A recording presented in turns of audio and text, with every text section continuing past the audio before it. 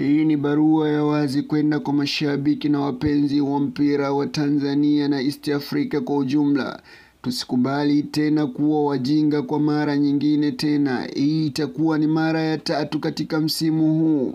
Mara ya kwanza Simba walicheza bila mashabiki pale Benjamin Mkapa katika mchezo wao wa kombe la shirikisho, hali iliyopelekea mashabiki kupata wasiwasi na mfadhaiko mkubwa. Walikuwa wameshakata tiketi, lakini tiketi hazikutumika katika mchezo huo na waliridhika na wakakaa nyumbani.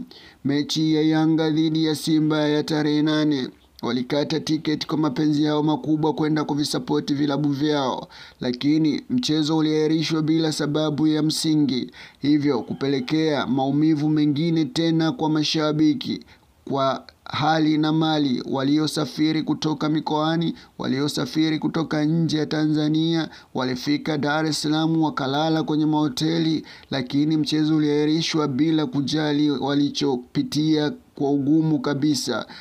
Na hakuna tamko lolote mpaka hivi leo kwa nini mchezo uliahirishwa na kwa nini, sababu zipi hazijatoka mpaka leo.